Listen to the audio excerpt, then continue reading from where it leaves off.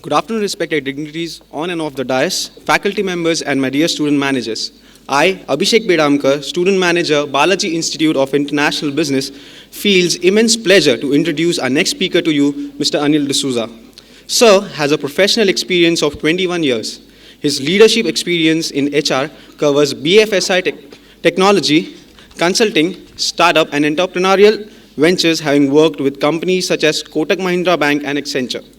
He is currently the Senior Vice President and Head HR of Star Union Dai-ichi Life Insurance, a leading insurer promoted by Bank of India, Union Bank of India, and Dai-ichi of Japan, which is Japan's leading life insurer and asset manager. He enjoys a rich experience of working in a multicultural environment in Europe, Japan, and the Middle East. Sir is also an avid traveler and has his backpacked across parts of India, Japan, Singapore, China, Thailand, and Mongolia, besides traveling a bit to Europe and the Emirates. He is also a certified trainer and accredited psychometric evaluator and has authored an experimental work published by Atlantic Publishers, HR Yogi, in 2006. Sir, we are eagerly awaiting to hear from you. Sir, the podium is all yours.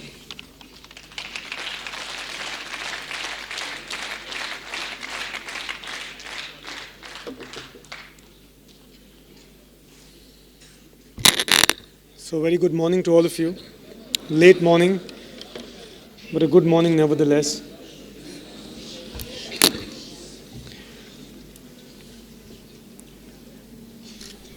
So good morning again. Okay. So now I can hear myself here. It's always a little embarrassing to have your summary profile read out in front of you, and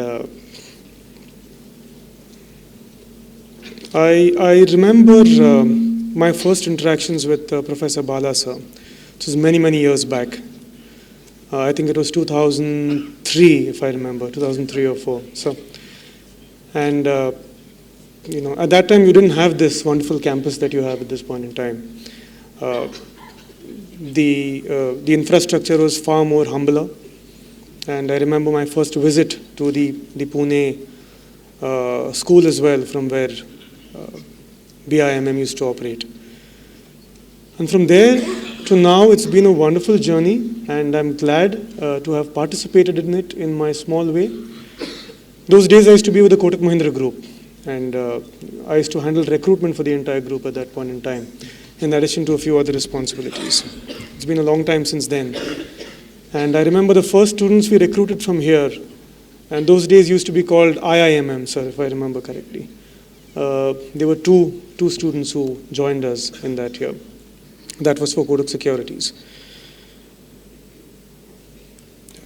Whenever I listen to Professor Bala sir, and I always think that if you folks want inspiration, you don't really need to go beyond Professor Bala sir, because I think there's a phenomenal storehouse of information over there. And I've always been inspired whenever I've connected with him, when I've had the opportunity to spend even 5 minutes with him. There's a great story out there. And I'm sure you would have heard that story as you have journeyed during your 2 years over here.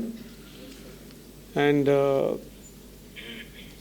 listen to it more, reflect on it more. It tells you a wonderful story of growth, of achievement, and I think most importantly of humility.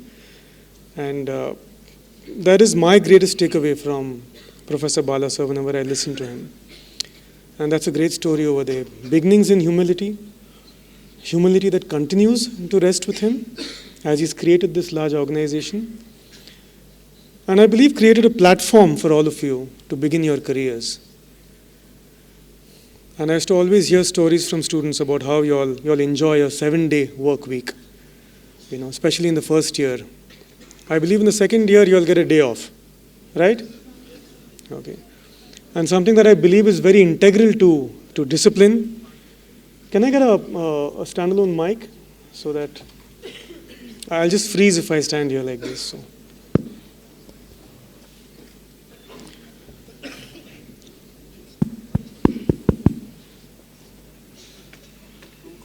Check. You have a caller mic? That should help you. Thanks. So I believe a lot of discipline comes through relentless execution. Have you heard this term before? Check. Relentless execution? Not really? Okay. So, sorry? Okay.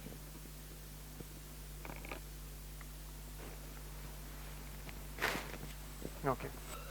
Check. Can you hear me? Yeah. Okay. So what does relentless execution mean?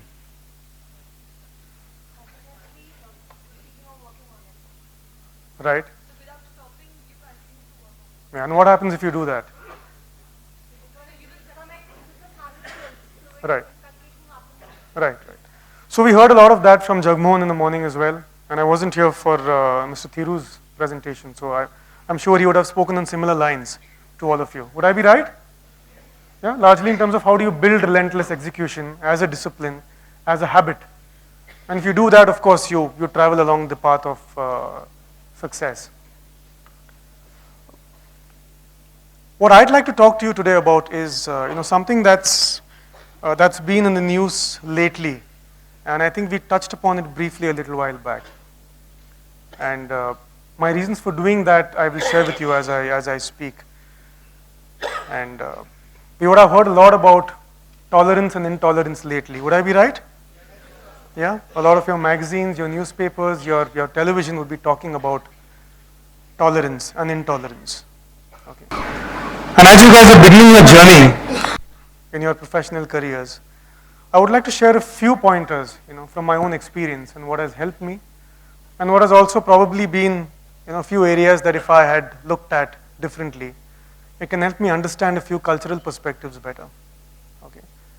And again, maybe expanding a little more on what was shared a little earlier, a lot of your own growth comes from a cultural perspective. Would I be right when I say that? Yeah, it's not so much about your technical skills, but about how in terms of your ability to connect and relate to people, which will determine your own success as managers. Yeah? You are in a sense part of that vast majority which comprises our employable population in the future. And India is one of those few countries which has a very large employable population today, which is only growing. And I make a direct relationship with Japan because the company that I work for is co-promoted by Dai-ichi of Japan. And if you look at the Japanese economy or the demographics over there, the older population is growing and the younger population is diminishing. And so they have a great resource crunch for the future, which is why Japan is traveling outside Japan in terms of building and strengthening their own economy and creating sustainability for themselves, which is why they come to India as well, and they invest as heavily in India as they are doing at this point in time. Having said that, have you heard of a gentleman called Gregory Lee Johnson? And I'm just taking a few, pointers in terms of the art of reading, inculcating the art of reading. Who's Gregory Lee Johnson? Sorry? So this was in 1968, if I remember. He's an American. The story of Johnson over here that I would share with you. He was leading an agitation against the Reagan government at that point in time. And Johnson decided to protest against the American government. So he came up with a slogan, red, white, and blue, we don't need you. And, America is a state of plunder, and very soon you're going to go down under. And as he did this, as he traveled, someone from the group that was protesting, pulled down an American flag, okay, and handed it over to Johnson. And Johnson, in his protest, decided to burn the American flag. And this was in America. And so the American flag was burnt by Johnson. And of course, this was in the state of Texas, so he was arrested. And he was tried, and he appealed to the highest court in Texas. And he was acquitted. Okay? He was initially given a jail term of 1 year and a small little token cash penalty, but that was later on reversed when it went down to the highest court in the state of Texas. Why do you think something like that happened? He burned the American flag inside America. And why is that important for us to discuss today? How do you get away with burning the American flag?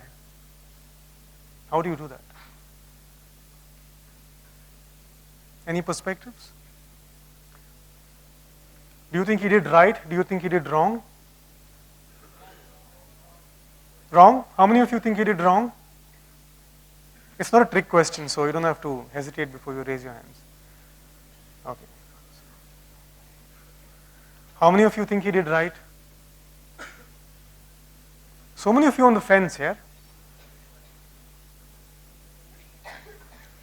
So how many of you who think he did wrong?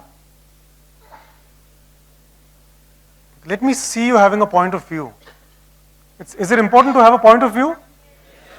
Is it important to have a point of view with conviction? Yeah? So let me hear you having a point of view. How many of you think that he did right? And how many of you don't really know for sure? Okay. Or how many of you did not hear what I said? All of you did? Okay. So Gregory Lee Johnson burned the American flag. He was acquitted by the highest criminal court in the state of Texas. And later on, 48 states out of 50, which constitute the federal states of America, decided to promulgate an ordinance, okay, or a law which prohibits people from burning the American flag. Okay. It went to the Supreme Court. The Supreme Court shot it down, which means an American today can burn the American flag in the US. And this is what the judgment had to say, and I'd like to read it to you, and I'd like to hear this. The court overturned his his conviction, stating that the state could not punish Johnson for burning the American flag because the First Amendment protects such activity as symbolic speech. And a little more. Okay. The Supreme Court judge over there, okay, observed that the principal function of free speech under our system of government is to invite dispute. It may indeed serve its highest purpose best when it induces a condition of unrest, creates dissatisfaction with present conditions, and even stirs people to anger. What does this mean? Do you want me to repeat that? Okay. So the judge said, and I find this extremely powerful and interesting, the principal function of free speech under our system of government is to invite dispute. Okay? It may indeed serve best its high purpose when it induces conditions of unrest. Okay? Creates dissatisfaction with conditions as they are, or even stirs people to anger. That is the principle of free speech. What does this mean? Okay? It may lead to even a dispute, or it may lead to giving a correct opinion. Right. When it is in turn a dispute, people in turn turn aggressive, and out of anger they tend to do activities which are not within their limits. Right. So your freedom to Speech. have a point of view which is divergent to the majority view, to have a contrarian point of view. The Supreme Court of the United States said that it is not just okay to do that, but it is important for you to do that as a country. Okay? Does it make sense? Largely? All right. So where are we coming from over here? We are coming from creating a point of view, having a point of view that makes sense, and how important it is for you as the youth of today to have a point of view.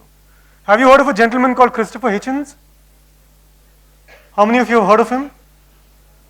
Okay, YouTube some of his debates. Okay, he largely talks on religion and morality. Do you believe that religion and morality are co-joined or connected? Why? What has morality to do with religion, and how does it impact each of us? Can I say that if society behaves in a certain way, it is because of a characteristic that is defined largely by a belief in religion? Can I say that? Across the globe? Yeah? So religion defines our own moral compass. Our book, which actually in a sense gives us a set of rules which give us a definitive behavioral architecture. Could I say that? Could I? Why would you agree to that? Who said yes, sir? Why does that happen?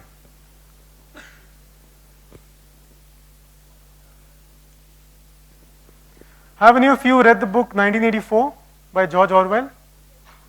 Who's read 1984? So what does it talk about?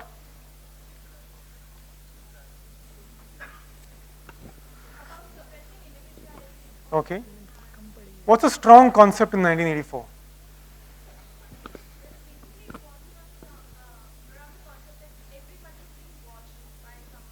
By Big Brother. Okay.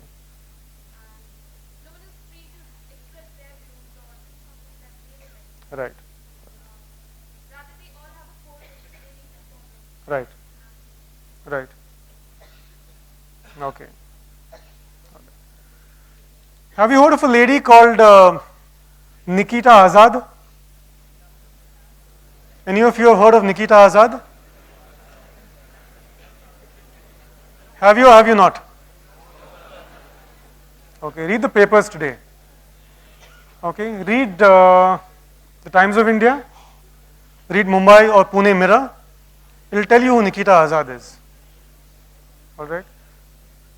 Largely a moral compass, and I'm talking about a moral compass because all of you would have a point of view that would exert your own influence in terms of becoming decision makers of tomorrow.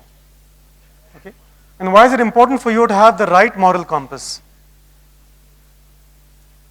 Because as the youth of today, by having the right moral compass, you create a society which largely becomes, it allows self-determination. Do you understand self-determination? What does it mean? What does self-determination mean? Let me hear you guys having a point of view. Let me hear what you understand by self-determination. I don't have a presentation of good stuff. You can get that on Facebook, you can get that on WhatsApp. A lot of sites which talk philosophy. I want to hear what you understand by your own cultural definition of what we are today. Is that important? What's your average age over here? 21, 22? Okay, 22. 10 years from now you guys will be? Some of you may be CEOs like Bhavish Agarwal from Ola, right? A lot of you would determine policy. Would you determine policy? Is it important for you to have a clear concept of what makes cultural self-determination possible? A few thoughts in terms of take this thought forward and explore some of these dimensions that I've shared right now.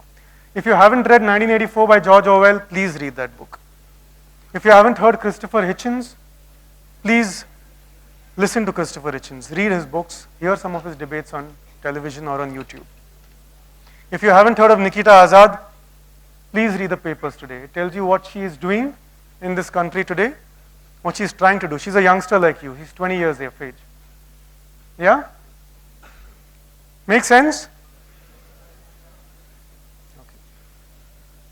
My purpose in just sharing some of these few thoughts, okay, is to probably explore the possibility of dialogue. How many of you understand what a dialogue is? With the purpose of? Changing your thoughts and opinions. How many of you have heard of Ayn Rand? How many of you have read Ayn Rand? Have you read The Fountainhead? You have? Okay. What is The Fountainhead all about? It's all about how a person shouldn't run behind a certain goal or a certain career, but should do whatever is good for him, what he or she likes into politics. There is all that. And he or she will get what they are destined to. Is it largely about about self-determination? Yes, sir. It does. It explores various ideals. If you haven't read Ayn Rand, please read Ayn Rand. Okay, you want to build a cultural perspective, you want to build a leadership perspective, do read Ayn Rand. Okay, read The Fountainhead. It's a very useful book. Okay, Ayn Rand talks about religion as a moral compass. Okay, and why it inhibits self-determination. She talks about how, by your own ability to define your own behavior, yeah, due to a patriarchal figure, you reduce your own confidence in your right to be reasonable. What does reasonable mean? To base your convictions on reason. Yeah? You either base your convictions on reason or you base on convictions on a moral compass that is defined by a belief in a particular deity or a set of deities. Do you understand the difference over there? Yeah? So what Nikita Azad is fighting about today is the right of self-determination. The right to base her own beliefs and her own identity based on her own personal reasonable faith as against unreasonable faith. And how unreasonable faith goes against the creation of individual identity. Make sense?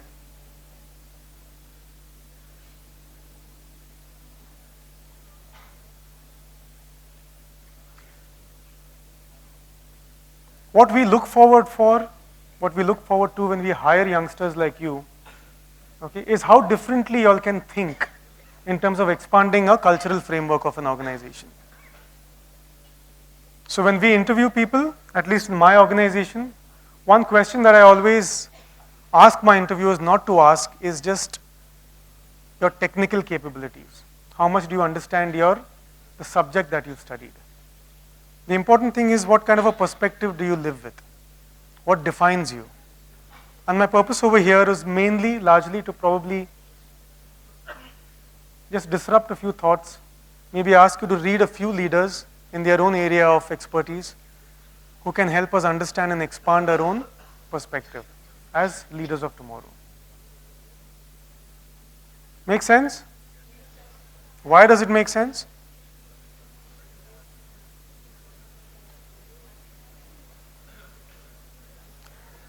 Somebody share with me some incident that has inspired you to think in a certain way, that has formed your own set of convictions about what kind of a leader you would like to see. Would you like to share?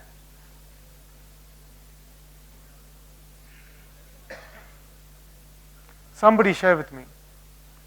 What has created a certain conviction in you to become a certain kind of person or a leader? Sorry? Whose? Yeah. Sorry. I would like to share with Lal Bahadur Shastri when he was a rail minister. Some incident happened, one rail accident happened and 150 people had died. And suddenly he resigned. He said, I am a rail minister, it's my responsibility and I am taking my responsibility and I resigned. So that kind of activity made him a good political leader, and today, 1947 to 2015, I did not see any kind of leader like a Lal Bahadur Shastri. Thank you.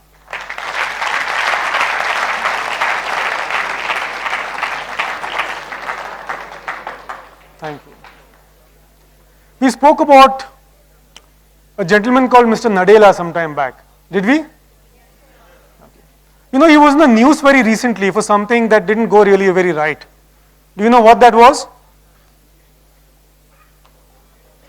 He was forced to retract a certain statement that he made in the town hall. Sorry? I'm sorry? A little louder?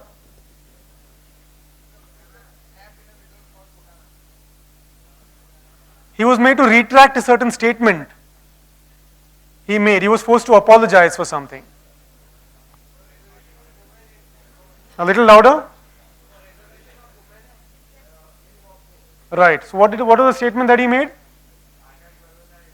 But he said something that was extremely discriminatory, right? Towards the woman population in his organization. And later on he was forced to retract. Yeah? Now when you're forced to retract, what exactly is happening? Your conviction or your belief is not retracted.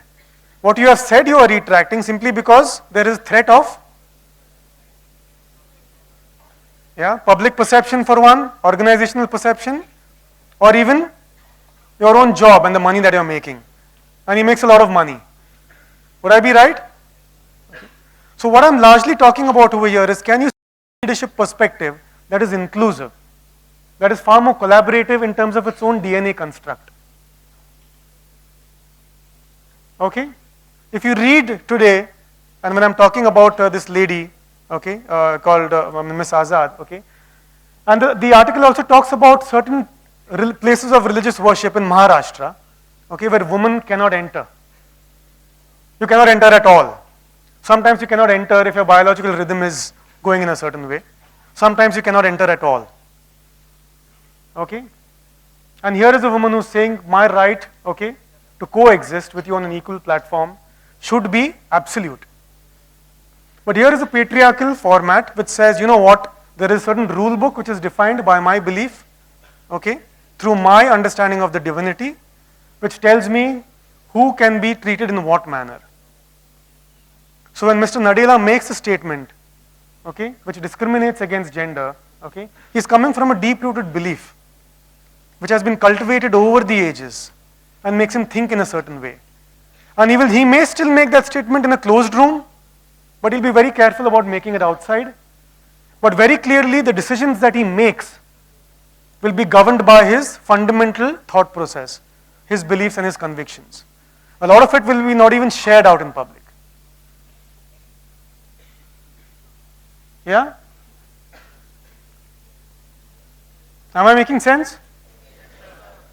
So what constitutes the leader of today? What constitutes the leader of tomorrow? How exactly does he build a cultural fabric of rigor? Is going to be very important for us by understanding what constitutes the greatest good. There is a concept called the ethics of the mean. Have you read the ethics of the mean? What does it mean? Sorry? A little louder. Who promulgated this one? The ethics of the mean? Who came up with the concept? Somebody said yes, sir.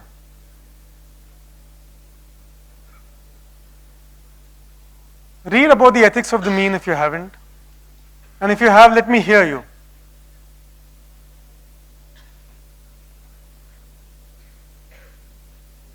Where do you think it came from? Did it come from a certain divine being or it came from reasonable faith? What does reasonable faith mean? Or rather faith based on reason. Yeah, so have I evolved as a primate or have I just come down here because God created me the way I am in His own image? Yeah, reasonable faith would say I have evolved. Yeah, from Cro-Magnon man or from the Neanderthal man or something like that. Okay, unreasonable faith would say God took some clay and He kind of made me into who I am today. Making sense? Largely?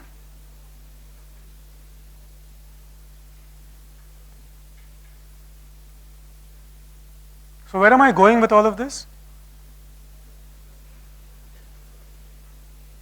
Why am I sharing all of this with you? The rising level of intolerance among individuals Okay. because of the fact that we are sharing all this thought. And The individuals that tend to be more tolerant, the outburst of anger, frustration over small issues tends to happen all these things. so how would you behave in your organization tomorrow when you become a leader or a manager? Kind of equanimity when you tend to deal a situation in a very calm and composed manner. Right. Or rather when you are participating in policy creation tomorrow, which you will, A good team leader. yeah, and you will define policy. Yeah, as a manager tomorrow you will participate in creating policies, in creating processes. Please sit here.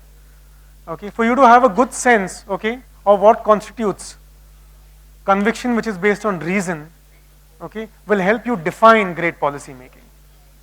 If your conviction is based on biases and prejudices, your policies will reflect that as an organization. Yeah, so the important thing is to clarify your own set of convictions. Okay, and for that again I come back to a few things some people said earlier. Read a lot, and some of the books that I've shared with you are essentially books which help you understand and build your own convictions. 1984 is one of the most influential books ever written. Okay, it's a book by George Orwell. Please read 1984. Read a book called Animal Farm. Have you read Animal Farm? So what does Animal Farm talk about? Yeah, but which country is it talking about? Sorry? It's talking about Russia. It's talking about Russia. Yeah, okay. So Animal Farm is a book you could read in 15 minutes. Would I be right? Maybe that's a bit of an exaggeration, half an hour. Yeah, read the Animal Farm, okay, and read 1984, and listen to Christopher Hitchens. Okay, I would probably, and of course, if you haven't read Ayn Rand, please read Ayn Rand. So that's a little bit of sharing I thought I will do today, and the objective is to help you cultivate a perspective as best as I can. And of course, I'm open to taking questions, if you have any.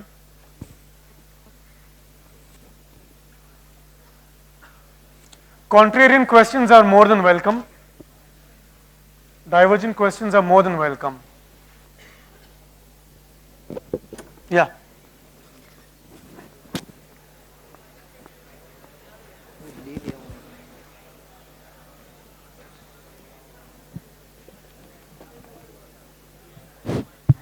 Good afternoon, sir. My name is Amit Kumar Singh. I am from BITM. So my question is, you mentioned one example like means American people can burn American flag in America. So how this is good for the any country? I cannot burn my flag, my Tiranga in India, and why this is related to the freedom of speech? I did not get it, sir. Okay. Somebody wants to help him?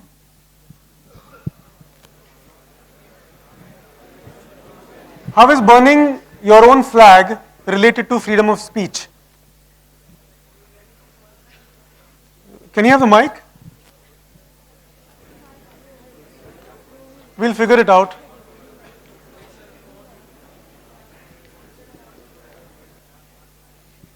So you're letting the person express himself freely. Even if he wants to burn the flag of his own country, he should be allowed to do so. Why? He's asking why. How does it? That itself shows freedom of speech. If people are letting him do that, that show that people are being tolerant about it. According to me, it should be every person to each their own, they say, right? My contradict point is, sir, here. Yes. My point is, you have a many options, you have a many platforms, you can express your thoughts and expressions. You cannot make a mimicry for your national flag or national anthem. So it's not important we can burn our national flag or any flag. So we have other options also. Okay, hang on. Okay. Okay, so I think, guys, please, let's listen, okay? It's nice to have points of view. The point he's making is how can burning the flag constitute self-determination? Very simply, how are you respecting the country that you're living in? Because this in a sense is a representation of what your country stands for. Your values as a country, your beliefs as a country. And it's a very important question, okay? It also helps us understand clarity of thought. I'll just probably answer this here. The gentleman here is saying you all can sit down, you don't need to stand. Yeah. Guys, sit. Sir? Sit, you don't need to stand, I said. The guy here is saying... Sir, I also make a point in this. I want to Can I just finish off? Sir, I want to make some point what please, he told. please. Okay. Sir, you told that in America people are... Not sir told. yeah, sir told. But sir, I want to answer you. Like in India, in Pakistan, in Jammu and Kashmir and in various parts of the country, like people are raising Pakistani flag. And they are also burning Indian flag also. If you'll see the current issue, what is happening in Pakistan. So we are also like burning our flag. I'm not talking about the religious issue. We are all are Indian, but we are also burning our flag. So it's depend upon the mentality not legally, of the people. sir, not legally. It's not mentioned in our constitution. But nobody is getting punished now.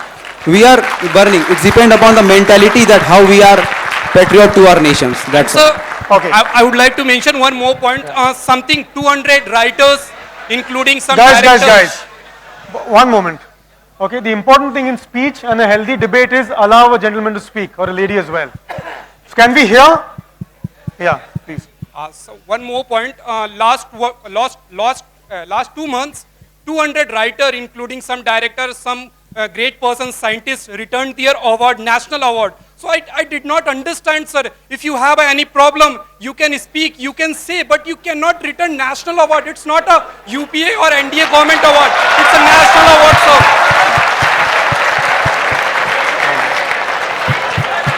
You can sit, you don't need to stand. Sorry, sir. So it's a wonderful...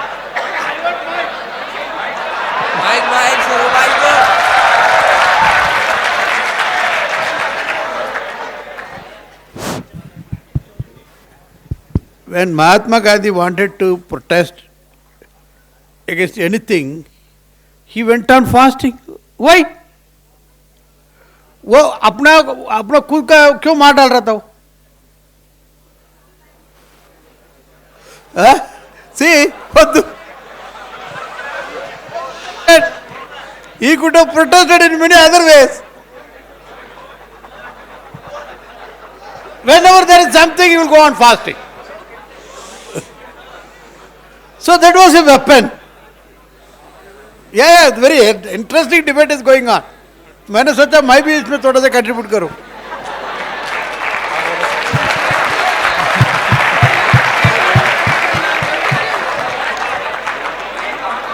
Can I speak? Yeah. Check.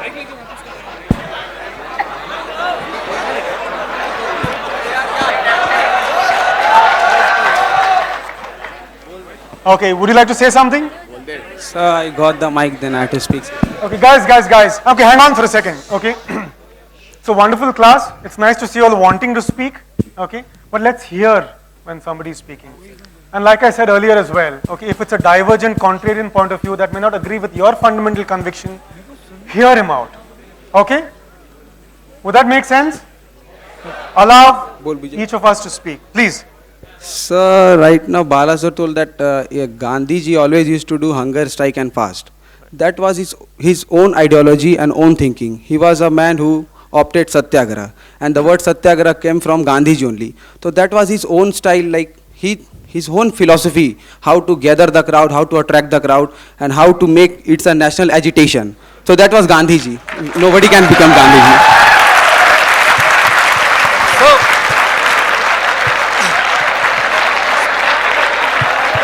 Okay, hang on. Would you? So at least I generated a lot more something controversial over here. That's interesting. And would somebody else like to speak as well? I've heard you. We've heard you a few times.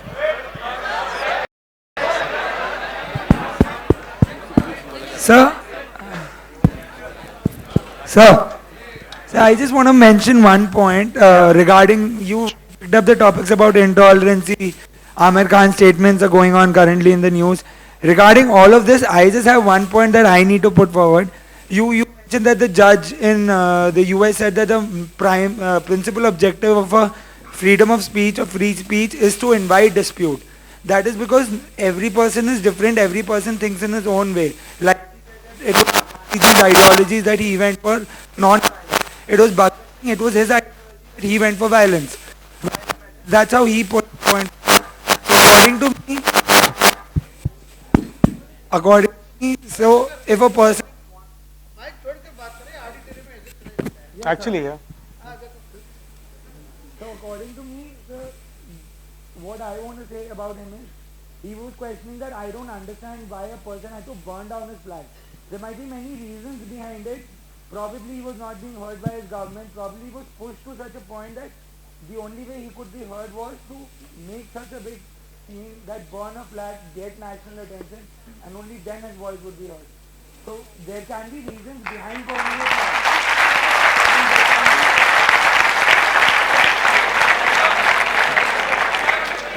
I think she wants to speak. Okay. Are you done? Yes. Okay, please. So I've just one little thing to put forth. I think a friend here got very literal. I mean, let's take it figuratively, because burning a flag is a symbolic activity. A flag symbolizes an entire nation's ideology. So over here, let's take an example of a farm, sir. Farmers have this practice, they raise the entire farmland, they burn the entire farm, and what is left is a very fertile land, and that is when they sow in seeds once again. So this is, I guess, another activity where, if you are not happy with something that is going wrong in the society, and if it has become a big part of your culture, it could be racism, it could be intolerance or whatever, any malpractices, if they become really reaped into your system, then it means that the flag symbolizes something which is, really not that great. And so if this man wanted a reform, he burnt a flag, which simply symbolized that he's against those malpractices. He's not against his nation. He actually wants the nation to become better. So he wants the system to be uphealed and totally revamped. That is, I think, what he wanted to symbolize.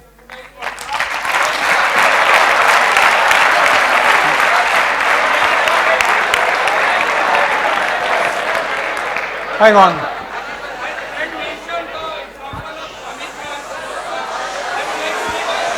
Guys. Anyone else? Do you want to speak? Can we hear some other people as well? We'll just hear a few more. I would like to differ. I would like to give an example. If I don't agree with my father, then I'm not going to burn my home.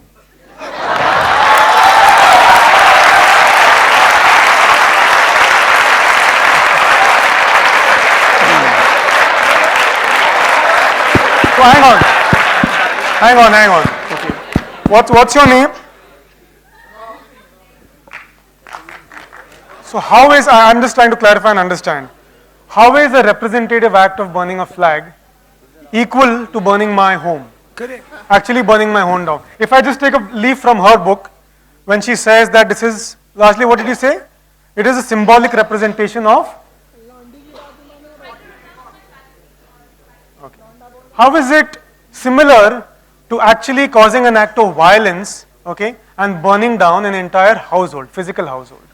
So this is a physical symbol. This country is my home. Similarly, I relate to that. If I don't agree with my father, I'm not going to burn my home. So I would not do any activity that would be against my nation. Okay.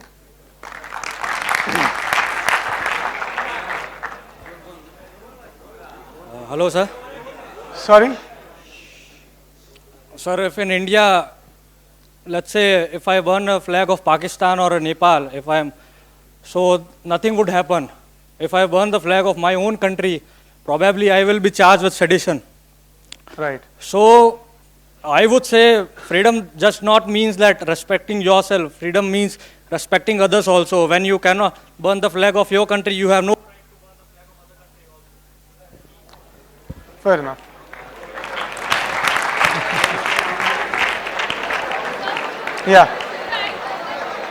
Yeah, sure. Can she have the mic? Do you need a mic? Sir? Excuse me, sir. Hang on, some more people. मुझे भी एक बोलने का इनको. Sir. Whenever light goes off in the hostel, government of Maharashtra का कहीं light चले गया, तो आप लोग सब शाउट करते हैं. वो कौन सा प्रोटेस्ट है? पूरा हॉस्टल देर से आवाज. सर वो प्रोटेस्ट नहीं सर वो प्रोटेस्ट नहीं, वही तो फ्रीडम ऑफ स्पीच हुआ.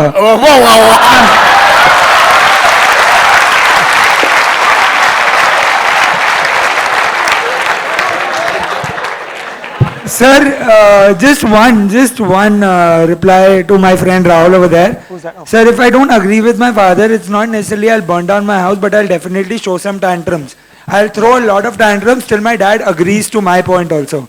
That is what that man did. He burned down his flag. He was throwing down tantrums till the time government was agreeing to listen to him. So that's it. Sir, last.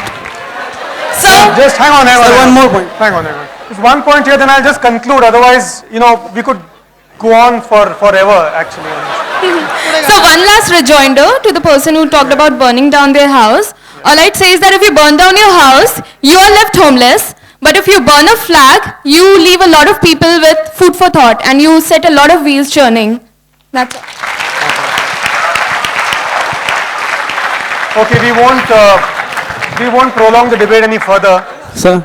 All right. No, we'll just hang on. अच्छा आपको निकालना ही है. अच्छा ठीक है. Sir. So last. Sir, nothing I'm going to counter anybody here. Yeah. This is I've read somewhere. Like in America, if I'm going to acquire American citizenship, so there what I have to do? I have to tear my own visa, own passport, and I have to sing American national song in spite of Indian song. And there I need to, like they insult our Indian flag in front of them. We need to insult our Indian flag. So if we burn our flag or we insult our flag or anything we do our flag is insult for our nation and for our flag also. Even Satya Nadella did it, Sundar Pichai did it, and all those who educated India, who visited USA, everybody do this. So it's depend upon their own advantage that what they are getting. Right. Okay. All right. So allow me to have the last word. All right. Sorry. No, no. Just say it what you say. I would like to say that if America is offering you their citizenship and they expect you to do certain things, you will be a part of that country, and if that country is expecting it from you, I don't think it is wrong. Like, come on, the country is giving you the citizenship, so they need to ensure that you have your allegiance towards it. Check. Check. Is it okay? All right. Guys. No.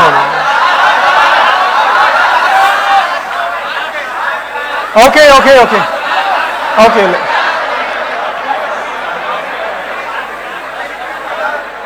All right. Thank you so much. I genuinely appreciate all the enthusiasm over here. And a little energy before lunchtime is always nice. It works up a healthy appetite. And I hope you all have a very nice lunch in a little while. And I'd just like to conclude for the time being. Yeah, so if I could have a little bit of attention and we wrap up quickly on this one.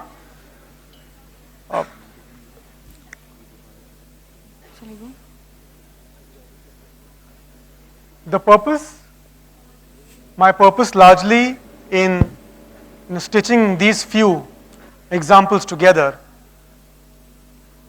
was definitely to kind of, in a sense, help us think a little bit more about a few fundamental aspects, okay, of culture building, yeah, and of policy making as well.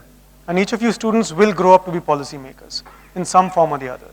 You will influence policy or you will decide on policy. Would that be right? Or that is what you should aspire for at least. Okay, how do you move from transactional to transformational? Yeah? The example of burning the American flag, okay, and what America allows, okay, in terms of encouraging dissent, okay, to this extreme, okay, as their own understanding of the freedom of speech. So if you have a point of view and that is contrarian to the majority point of view, it can even offend the sensibility of the majority, you still have the right to express it. Yeah? That is what their Supreme Court ruled, essentially. Okay. So it says, in this country, if you have a point of view, if it is extremely contrarian, it can significantly offend me, but you still have the right to say it, and the lawmakers over there will defend your right to have a contrarian point of view. To an extreme. Okay? So all I will end with over here at this point in time, and the few examples that I gave, the few readings that I suggested, is that remember, if the strength of your conviction in your own belief is based on reasonable faith, okay, then you must be open to allowing it to be challenged, because it is based on reason and based on reasonable faith. If it is based on a weak premise, then you will be insecure and you would not allow it to be challenged. Okay? So a good leader or a great leader is one who is willing to allow his sense of conviction to be challenged by anyone else. It makes your own conviction stronger when it is challenged. Would that make sense largely? Yeah? If I have a point of view, if I'm convinced about something, I allow you to challenge it. That's the only way we'll be able to make it stronger. Yeah? If it is based on a very fragile premise, then I will be afraid and insecure if it's challenged. And I will find it offensive. And then I will want to be aggressive in my response and exclude you from my entire thinking process or thinking unit.